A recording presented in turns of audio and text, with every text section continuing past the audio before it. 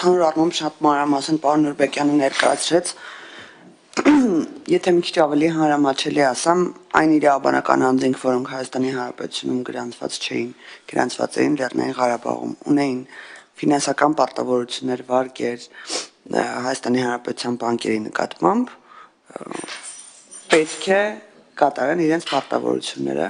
եւ էական չէ գրանցված են Հայաստանի Հանրապետությունում թե ոչ, պետք է գրանցվեին ժամկետը տրվել էր, այժմ օրենքով սահմանում ենք, որ այդ գրավի առարկաները կամ ֆինանսական ակտիվները, որոնք պատկանում են այդ կազմակերպություններին, վարկերի պարագայում, վարկերը չմարելու պարագայում կարող են առգրավել։ Ես այստեղ մի կառավարության ցեսիայի մասին խոսեցիք, այս նկատառումս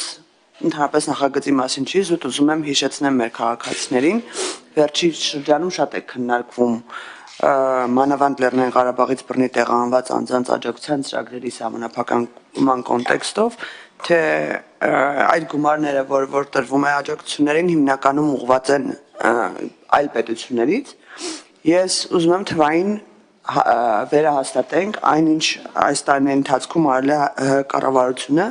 Լեռնային Ղարաբաղից բռնի տեղահանվածների սոցիալական աջակցության փաթեթները գումարած առողջապահության ծախսեր եւ այլ ծախսեր ընդհանուր առմամբ այս տարուկեսում գնահատվել են 115 միլիարդ դրամ, իսկ Հայաստանի Հանրապետության կառավարությունը իր վրա է վերցրել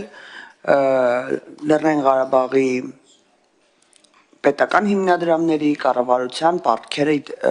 իդեմս բանկերի կառավարության ցեսիայով 220 միլիարդ դրամի մոտ գումար։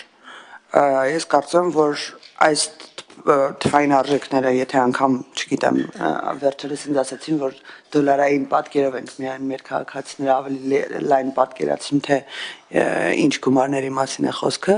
բայց սրանից հետո ես կարծում եմ, որ այլևս անտեղի են այն թեզերը, որ Հայաստանի Հանրապետության կառավարությունը չի անում իրենից եկող հնարավորինս, որպեսզի Լեռնային Ղարաբաղի բնակիչները այստեղ լինեն, բնակվեն եւ շարունակեն իրենց ապագան Հայաստանի Հանրապետությունում։ Այսքանը նախագծի մասին չէր հիմնական խոսքս, առաջարկում